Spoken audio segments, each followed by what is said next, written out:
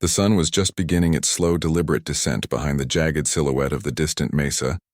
painting the wide open sky with streaks of amber, rose, and molten gold that seemed almost unreal, as if the horizon itself were bleeding color into the earth. Dust swirled lazily across the uneven dirt paths that cut through the Carter family ranch, rising in golden spirals whenever the two youngest Carters ran barefoot, their small feet kicking up tiny clouds as they darted and laughed, a sound that was at once joyous and painfully fragile. The boy, only 9, carried his father's stubborn jawline and restless dark eyes that betrayed the weight of grief and the unspoken fears that settled deep in a child's heart when the world suddenly seemed unkind. The little girl, delicate and hesitant at 6, held her brother's hand sometimes, other times clinging to the edges of her own shadow, trying to navigate a home that had grown emptier overnight, a home where laughter had once been constant and now felt like a distant echo. Jonah Carter, 32, stood rigid on the cracked wooden porch of the old farmhouse, the boards groaning beneath his weight, his rough, calloused hands gripping the railing as he surveyed the small, chaotic world before him. Life had been simple once. Mornings spent roping cattle, afternoons mending fences, nights under endless starlit skies with nothing more pressing than tending to the livestock and counting the days until payday. But all of that had ended the moment the accident took his brother, leaving him not just with grief, but with a responsibility he had never sought. 2 children who now depended entirely on him, whose lives he felt suddenly charged with the duty to protect, to nurture, to somehow stitch back together the frayed edges of a life they barely understood. The house itself seemed to mirror the upheaval inside his heart, with chipped paint peeling in long strips along the siding, windows smudged from little fingers and restless storms, and the faint scent of stale stew lingering in the kitchen, mixed with dust, dirt, and the faint tang of old wood. Chairs scraped across the floor with hollow echoes. The kitchen table bore scars from years of hard work and too many hurried meals, and the silence that settled over the house between chores was oppressive, filled with the weight of what was left unsaid, a quiet that whispered of loss and the kind of fear that made grown men stiffen and children curl inward. Jonah's life had always been one of action, of hands-on work and clear, tangible results. Yet now he found himself trapped in a world of emotional labor, one where wiping dirt-streaked faces, whispering gentle admonishments, and holding back tears for their sake became as exhausting as any backbreaking day on the ranch. And then, as if the world had finally decided to tilt in favor of hope, a figure appeared at the edge of the driveway, a lone woman walking slowly along the worn path, the late sun catching her hair and turning it to threads of copper and gold. She carried in her hands a wicker basket, warm bread steaming gently from within, the smell mingling with the lavender-scented cloth draped over it, a simple yet profound promise of care and renewal. Her eyes, a soft, compelling mixture of curiosity and kindness, crinkled in a smile that seemed to radiate warmth like sunlight. A silent declaration that despite the harshness of the West, despite grief and struggle and loss, life could still offer tenderness, generosity, and unexpected moments of grace. Jonah's heart, long hardened by solitude and the relentless demands of survival, gave an involuntary lurch, caught off guard by the simple human gesture of warmth and sustenance. The children paused in their play, noses twitching at the inviting scent, eyes widening at the unexpected visitor, their laughter faltering for a moment, replaced by the tentative hope that perhaps this stranger might bring a bit of light into the shadows that had stretched across their lives for too long. The woman's steps were careful but confident, her presence a calm ripple in the tumultuous pond of Jonah's world. She greeted the children with a soft, melodic voice that seemed to blend naturally with the breeze rustling the leaves of the cottonwood trees lining the property, and with each step closer to the porch, Jonah felt the weight on his chest ease just a fraction, the tension in his shoulders softening imperceptibly. Her gaze lingered not only on the children, who instinctively sensed her kindness, but on him as well, and though she spoke no words at first, there was an unspoken understanding, a gentle acknowledgement that life had been hard, that burdens had been unfairly placed upon him, yet also a quiet promise that maybe, just maybe, he need not bear them alone any longer. The smell of freshly baked bread mingled with the earthy scent of the ranch, and for a fleeting moment, Jonah could almost imagine a future where laughter wasn't tinged with sorrow, where the rough edges of their existence could be softened by small, persistent acts of care, and where the sun setting behind the mesa could herald not only the end of a day but the beginning of something tender, something unexpectedly beautiful. Jonah's boots scraped the weathered wooden boards of the porch as he took a cautious step forward, his fingers tightening around the railing, though he had no real idea what he intended to do or say. The children, momentarily frozen in mid-laugh, tilted their heads toward the newcomer with a mix of curiosity and cautious hope, their small faces streaked with dust and tears that had long dried into the fine lines of their youthful features. The little boy, always the braver of the two, inched forward first, eyes wide with a question his lips could not yet form, while the younger girl clutched her brother's sleeve, uncertain whether this intrusion into their grief was to be trusted or feared. The woman stopped just a few feet from the porch, setting down the wicker basket with a soft thud that seemed to reverberate through the quiet yard, and from within the basket, she pulled the warm loaves of bread, the crusts golden brown and steaming, releasing a scent so rich and comforting that it seemed to wrap around Jonah's chest and squeeze gently at his heart. Her hands, delicate yet capable, moved with care as she sliced a piece and held it out toward the children. And in that moment, Jonah realized how long it had been since anyone had offered something as simple and honest as warmth, nourishment, and welcome. He cleared his throat, his voice roughened from dust and disuse, and said something awkward, something that felt inadequate, yet necessary. Thanks. You didn't have to. He wanted to make it clear that he appreciated the gesture, that he recognized its kindness, but the words felt clumsy and hollow, echoing in the space between them. She smiled then, that soft, disarming smile that seemed to light the dim corners of the ranch house, and answered with a voice that was steady, warm, and strangely melodic. I know I didn't have to, but I wanted to. Everyone deserves a little kindness, especially when the world feels heavy.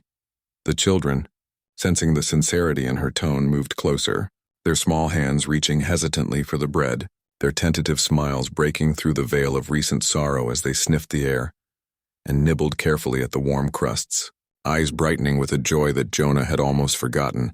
could exist in such simple pleasures. He watched them, his chest tightening with a mixture of relief and longing, as though seeing the sparkle return to their eyes was both a balm and a reminder of the fragility of happiness in this harsh, sun-baked land. His hands, so accustomed to rope and hammer, to the tangible and practical, itched with the need to act, to do something meaningful, yet he could only stand there, silently absorbing the unexpected grace of her arrival. She crouched down to the children's level, her skirt brushing against the dirt, and spoke gently to them, asking their names and making little jokes that made the boy laugh outright. A deep, free laugh that had been missing for far too long. Jonah felt the tension in his shoulders ease fractionally, noticing the subtle way she carried herself, the quiet confidence that suggested she was no stranger to hardship, and yet, unlike the rest of the world he had known, she carried it lightly, without bitterness or weariness, with a kind of resilient kindness that seemed to seep into the air around her. He realized then that her presence was not simply a momentary intrusion. It was a ripple of change, subtle yet undeniable, spreading through the rhythm of the household like sunlight breaking through storm clouds. For a man like Jonah, who had spent years relying on grit, stubbornness, and sheer physical strength, this intrusion of gentleness, this unexpected offering of warmth, was almost disarming. She offered the children second slices without waiting to be asked, laughing softly at the boy's playful insistence that the first slice wasn't enough, while the girl's tentative giggle echoed like music over the dusty yard. Jonah could not remember the last time he had felt so simultaneously at ease and on edge, as if this woman held a key to a world he had long believed lost to him, a world where trust was possible, where love was not just a distant dream whispered about in lullabies or half-remembered stories, but something tangible, something that could take root even amid the rough edges of ranch life. As the sun sank lower, brushing the tops of the cottonwood trees with a fiery glow, she finally turned to Jonah, her gaze steady and unflinching, and said simply, "You're doing your best, aren't you?"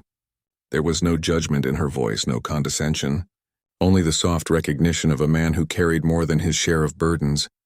who had somehow managed to keep 2 children alive, safe and against all odds, relatively happy in a world that had been cruel to them. Jonah opened his mouth, intending to respond with a grunt or a shrug,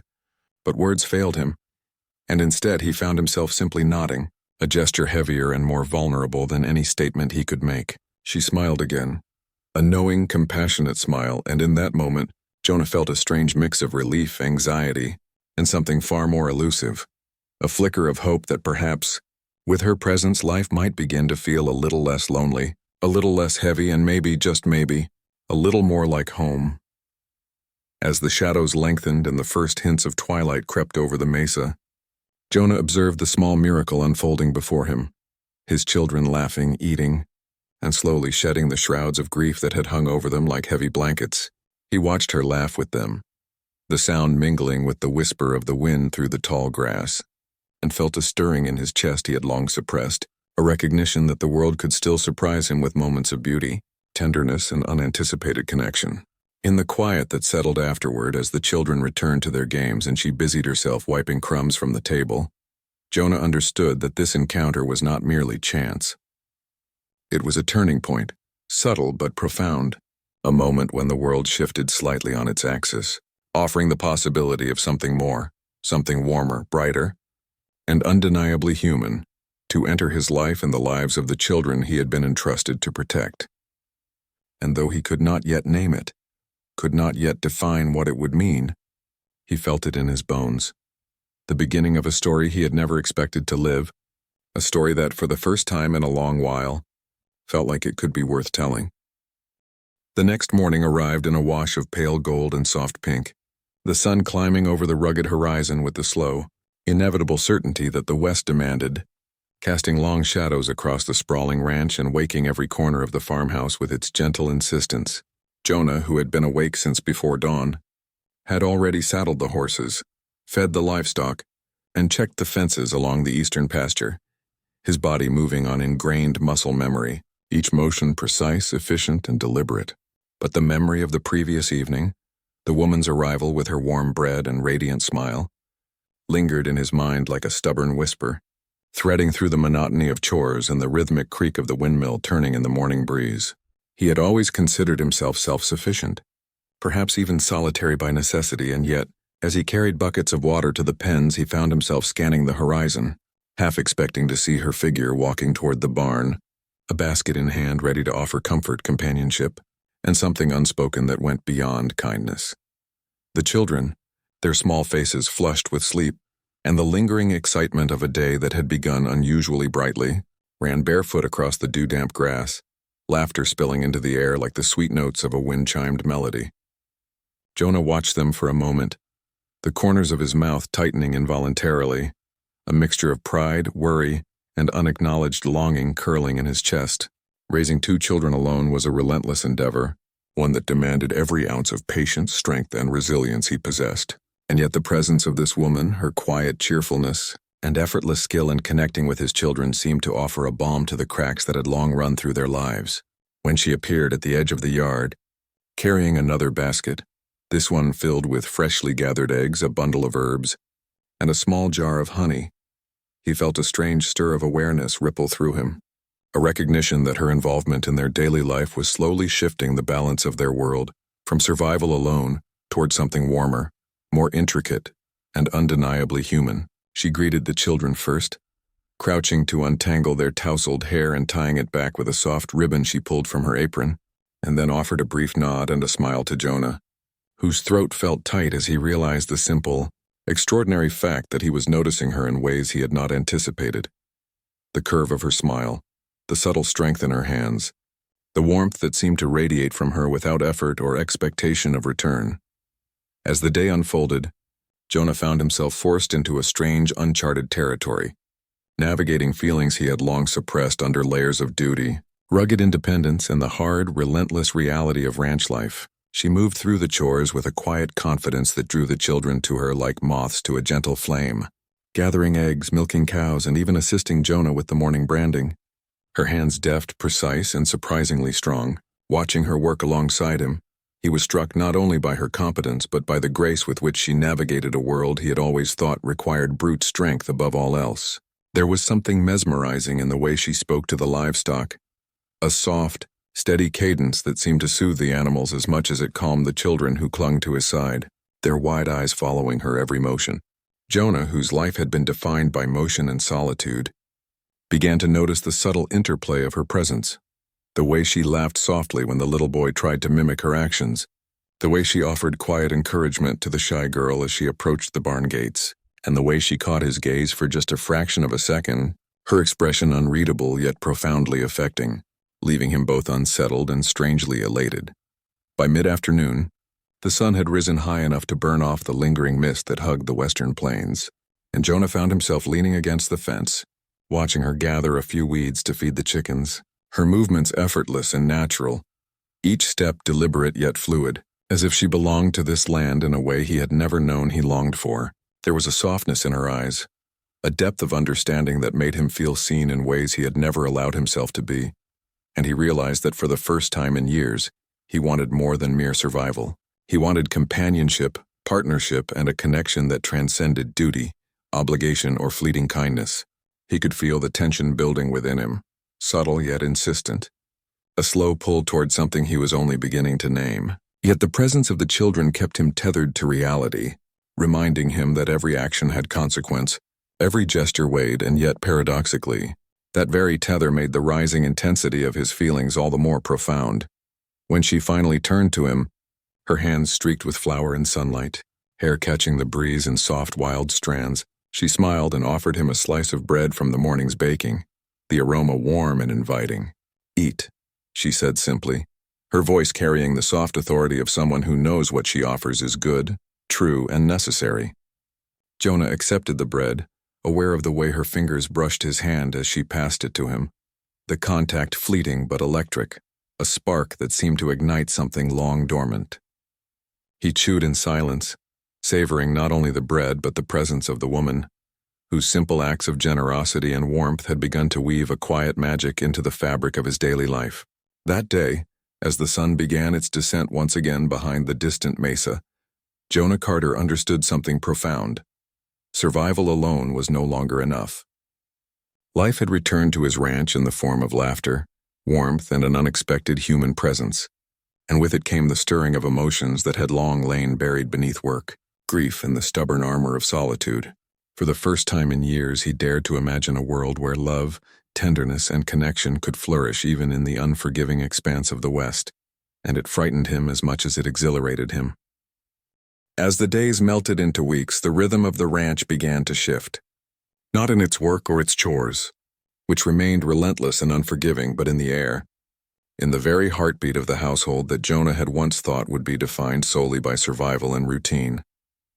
The woman, Eliza, as the children had taken to calling her after a shy introduction, had settled into an easy familiarity with the land, the livestock, and the small battered farmhouse that smelled perpetually of hay, dust, and the faint sweetness of her presence. She had a way of moving through the world that made even the most mundane tasks feel infused with care, whether she was mending a torn shirt, scrubbing the floors with an almost meditative attention, or kneeling beside the children to teach them the delicate art of kneading dough for bread. Jonah, who had once believed that love was a luxury for soft men and romantic fools, found himself observing her with an intensity that surprised him, his chest tightening at the sight of her bending to tie a bootlace, the sun catching the copper strands of her hair, the subtle strength in her hands as she lifted buckets of feed or lifted the girl onto her hip with effortless grace. The children's laughter, once jagged and tentative, now rang clear and bright, a testament not only to their own healing but to the light she had brought into their lives. And Jonah realized that he had begun to rely on that light, as much for himself as for them. But the West, as unforgiving as it was beautiful, had a way of reminding those who lived within it that hardship could arrive unannounced. And one late afternoon, the tension that had quietly simmered beneath the surface of their daily lives came sharply into focus. A sudden storm rolled in from the western plains, dark clouds blotting out the sun, wind tearing across the open fields, rattling shutters, and bending the trees violently, as though testing the strength and resilience of every living thing in its path. The children, frightened and small, clung to Jonah and Eliza in turns, their wide eyes reflecting the fury of the sky, and he realized in that moment just how much he had come to depend on her presence, her calm reassurance, and the warmth that radiated from her even in the face of nature's wrath. Eliza moved quickly, her actions decisive yet gentle, ushering the children to a safe corner of the house, securing windows and doors, and even helping him with the stubborn feed troughs that threatened to tip under the pounding wind. Jonah found himself watching her in awe, a mix of admiration and something deeper, something he dared not name even to himself. As she moved with certainty and purpose, every gesture rooted in instinct, compassion, and an unspoken courage that matched the vastness of the land around them. When the storm finally passed, leaving the ranch battered but standing, Jonah lingered on the porch, dripping rainwater off his hat and boots, his chest heavy with emotions he could no longer ignore. Eliza appeared beside him, her hair damp and clinging to her face, cheeks flushed from exertion and wind, eyes sparkling with that same quiet, unyielding strength that had drawn him to her from the first moment she appeared on the driveway with her basket of bread. Neither spoke immediately. Words felt unnecessary, inadequate to express the shared relief, the lingering fear, or the rising tide of something far more intimate, far more potent, between them. The children, exhausted but safe, slept soundly in their beds, oblivious to the silent exchange of glances and unspoken confessions occurring just feet away. Jonah, for the first time in years, felt the brittle armor around his heart begin to crack. The walls he had erected against disappointment, grief, and the cruel randomness of life slowly giving way to something warmer, more vulnerable. He realized that he not only wanted her to remain, but that he had begun to need her, as essential to his world as the sun rising over the mesa, or the steady beat of the horse's hooves against the dirt paths. She reached out then, ever so slightly, brushing a strand of rain-soaked hair from his forehead, and the simple touch sent a shiver down his spine, grounding him, awakening him, and exposing the rawness of his longing in a way he had no words for. Jonah's hand hovered near hers for a heartbeat, a silent, almost imperceptible gesture that spoke volumes more than any speech could, before settling naturally, almost instinctively, near hers as they both turned to survey the aftermath of the storm together. There was no rush, no urgency, only the slow mounting realization that the world had shifted irreversibly, that the woman who had arrived unannounced with bread and a smile was no longer merely a visitor or helper, but a presence that had become intertwined with every aspect of his life, from the laughter of the children to the rhythm of chores, and most quietly to the deep, unspoken longing in his own heart. As the sun re-emerged from behind the storm clouds, casting shafts of golden light across the drenched fields and the battered farmhouse, Jonah understood with clarity that the story of his life and the lives of the children had entered a new chapter, one that would demand courage, honesty, and perhaps the greatest leap of all, surrendering his heart to someone who had already quietly claimed it.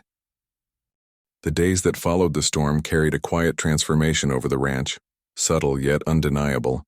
as if the land itself had shifted to accommodate the new rhythm of their lives. The golden light of morning seemed warmer, the wind through the tall grasses gentler, and even the animals who sensed the moods of their human caretakers moved with a lighter, easier energy. Jonah had begun to notice how deeply Eliza had embedded herself into every corner of the household, from the way she woke before dawn to prepare breakfast for the children, to the way she moved through the fields, her presence as natural as the rising sun. He found himself anticipating her steps across the porch, the scent of her hair mingling with the faint smoke of the morning fire, the sight of her strong yet graceful hands tending to tasks he had long carried alone. There was a quiet intimacy in these shared routines,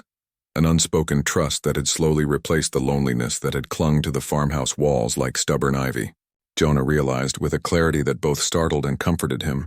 that the very presence of this woman had begun to heal not only the children's hearts but his own, bridging the gap between survival and a life truly worth living. One late afternoon, the children playing contentedly near the edge of the pasture, Jonah found himself standing with Eliza at the edge of the porch, their shoulders almost touching, the silence between them charged with anticipation, unspoken words, and the vulnerability of two people who had come to depend on each other more than they had expected. He cleared his throat, feeling the familiar weight in his chest, the weight of responsibility, of fear, of longing, and yet, for the first time in years, he let himself lean into it, let himself recognize the stirring in his heart that had grown impossible to ignore. "Eliza," he began, his voice low but steady, I can't say how much you've changed things around here. How much you've changed me." She turned toward him, her eyes soft but piercing, capturing every fragment of emotion he struggled to articulate, and in her gaze he saw reflected the same recognition, the same pull that had been building between them like a river carving new paths through old rock. She stepped closer, her hand brushing his almost accidentally at first, then deliberately, anchoring the moment in a way words could not. "Jonah," she said softly, her voice like a gentle wind stirring the leaves of the cottonwoods. I didn't come here to fix your world, or to take your place. I came here because I wanted to be part of it. Part of you, part of them. And somewhere along the way I realized I didn't just want to help, I wanted to stay. I want to stay with you. The sincerity in her voice, the quiet courage it took to speak such vulnerability, struck Jonah so profoundly that he felt the armor he had built around his heart shatter in a single, irrevocable moment. He reached for her hand fully now, clasping it,